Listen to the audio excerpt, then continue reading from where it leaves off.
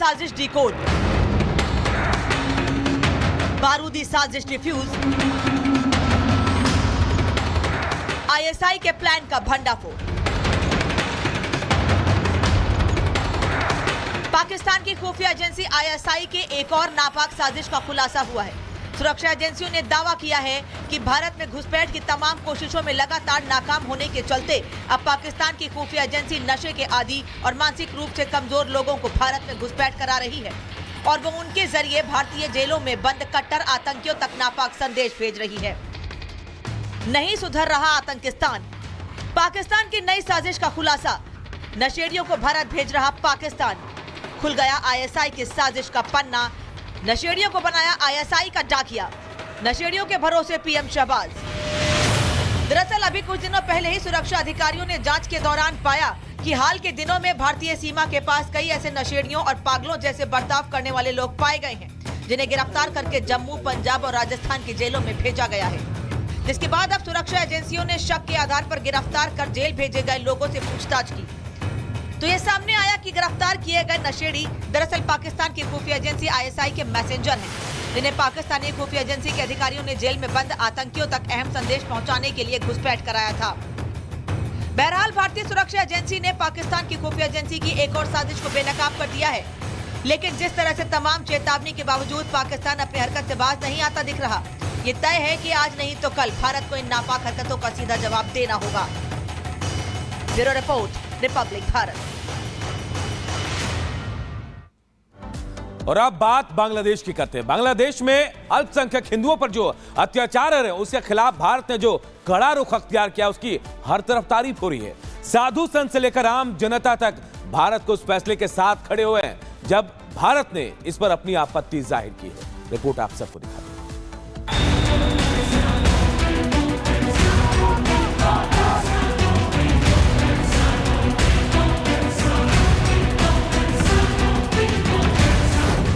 बांग्लादेश में हिंदुओं पर अत्याचार, भारत में तेज हुआ प्रतिकार, भारत की यूनेस्को 2 टूक,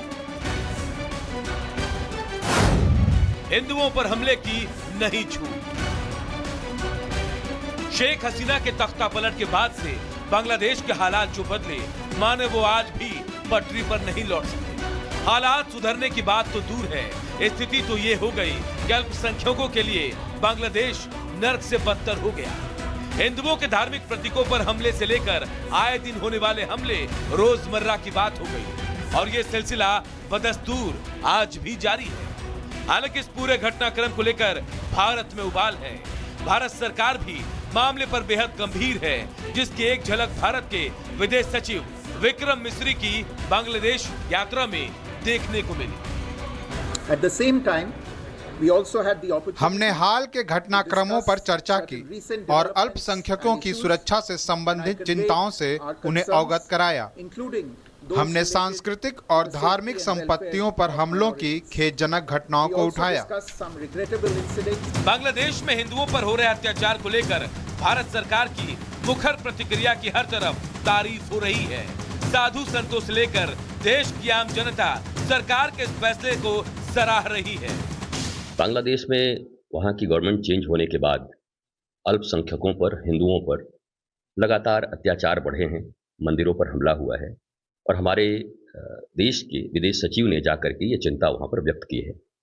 अब हम उम्मीद करते हैं कि बांग्लादेश सरकार भारत के इस चिंता को स्वीकार करके अपने देश के अल्पसंख्यकों अर्थात हिंदू और जो लोग भी हैं उनकी सुरक्षा करेगी। वो अफगानिस्तान और तालिबान की तरफ भाग रहा है बांग्लादेश।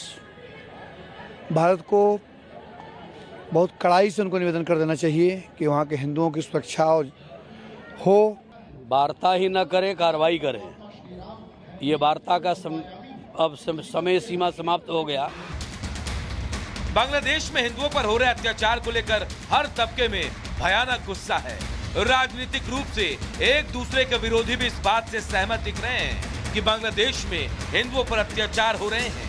खुद बंगाल की मुख्यमंत्री ममता बनर्जी इस बात को मान रही है कि बांग्लादेश की तरफ से उकसावे की आग भड़काई जा रही है। बिहार दखल करबो, उड़ीसा दखल करबो, आमी बोली भाई ভালো থাকবেন, সুস্থ থাকবেন, সুন্দর থাকবেন। কিন্তু এত বড় হিম্মত আপনাদের কেন কারো নেই যে বাংলা, বিহার, উড়িষ্যা সব নিয়ে নেবেন আর আমরা বসে বসে ললিপপ খাবো?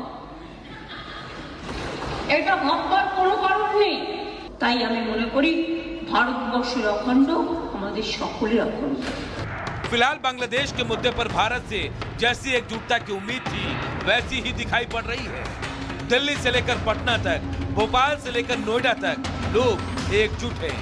देश का शायद ही ऐसा कोई शहर होगा जहां इस बात को लेकर धरना प्रदर्शन ना हो रहा हो। और आज लखनऊ में एक बड़ा प्रदर्शन होने वाला है जहां देश भर से हिंदू संगठन के लोग शामिल होंगे। इन विरोध प्रदर्शनों का नतीजा है कि बांग्लादेश सरकार बैकफुट पर है। उसे लगने लगा है कि अगर ऐसा ही लंबे समय तक चलता रहा तो भारत से उसके व्यापारिक संबंध खराब हो सकते हैं। मतलब पहले से ही खस्ताहाल आर्थिक स्थिति से जूझ रहे बांग्लादेश का और भी बुरा हाल हो सकता है। Bureau report, Republic Bharat. और अब बात राजस्थान के दौसा की करते हैं, जहां एक 5 साल का मासूम बच्चा बोरवेल के गड्ढे में जा गिरा, जिसके बाद से ही प्रशासनिक अमला रेस्क्यू ऑपरेशन में जुटा हुआ है। लेकिन आशंका जताई जा रही है कि इस रेस्क्यू ऑपरेशन में वक्त लग सकता है, क्योंकि यह बच्चा लगभग 150 फीट की गहराई में फंसा हुआ है। और अब लोग दुआ कर रहे हैं कि जल्द से जल्द आर्यन को बाहर निकाला जाए। देखिए रिपोर्ट।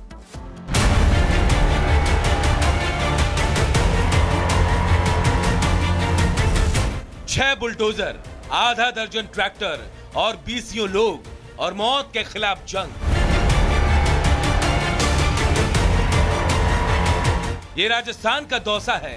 यहाँ एक बच्चे की जान पर बनाई है, वो भी जमीन से करीब 150 फीट नीचे, जिसे बचाने के लिए अब ताबड़तोड़ एक्शन हो रहा है। राजस्थान के दौसा में अभी 2 महीने भी नहीं बीते और फिर से लापरवाही का एक मामला सामने आ गया है, क्योंकि नांगल के कालीखांड गांव में बड़ा हादसा हो गया। यहां एक मासूम बच्चा गहरे बोरवेल में गिर गया। बच्चे के बोरवेल में गिरने की खबर मिलते ही प्रशासनिक अमला मौके पर पहुंचा और फिर शुरू हुआ ऑपरेशन आर्यन बचाओ।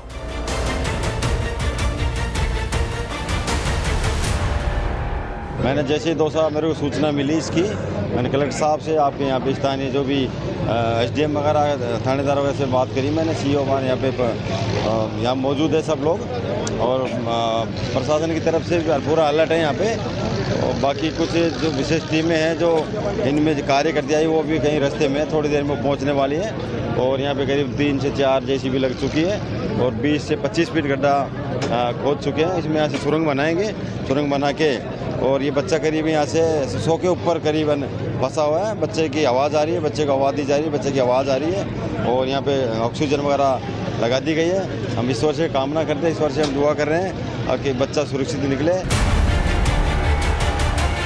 आर्यन को बचाने की चुनौती आसान नहीं है, तभी तो मौके पर रेस्क्यू के दौरान वाहनों की कतार लगी है, तो लोगों की भारी भीड़ है, दुआएं हो रही हैं, तो रेस्क्यू का काम भी। लेकिन इसमें सबसे बड़ा चैलेंज भी है, क्योंकि मासूम आर्यन की उम्र महज 5 साल है। बच्चा बोरवेल के अंधेरे में डरा हुआ है। 150 फीट के आसपास बच्चा फंसा है। बच्चे को देखने के लिए कैमरे लगाए गए हैं, सांस लेने के लिए ऑक्सीजन की सप्लाई की गई है। यानी किसी भी तरह से आर्यन को सामान्य रखा जाए, ताकि जब तक रेस्क्यू टीम उसके पास नहीं पहुंच जाती, वो जिंदगी की जंग लड़ता रहे। वैसे भी प्रशासन के मुताबिक मेडिकल टीम की मौजूदगी में फिलहाल आर्यन ठीक है। बिल्कुल, अभी तकरीबन 150 फीट के आसपास जो है बच्चा अभी है। उसको ऑक्सीजन की सप्लाई जो है लगातार दी जा रही है। हमारी मेडिकल की टीम मौके पर ही मौजूद है। SDRF की टीम हमारी पहुंच गई है, SDRF और सिविल डिफेंस की टीम पहुंच गई है। साथ में JCB के माध्यम से पीछे खोदा भी जा रहा है, और एक कंसंट्रेटेड एफर्ट जो है प्रशासन द्वारा PHD, PWD, SDRF, NDRF, police द्वारा किया जा रहा है, ताकि हम रेस्क्यू कर सकें। बच्चे को बचाना प्रशासन के लिए सबसे बड़ा टास्क है, जिसे पूरा हर हाल में करना है। आर्यन को रेस्क्यू करने के लिए JCB से खुदाई की जा रही है। मौके पर रेस्क्यू अभियान में एक्सपर्ट टीमें बुलाई गई हैं, लेकिन यह हादसा कैसे हुआ, इसे लेकर जानकारी मिल रही है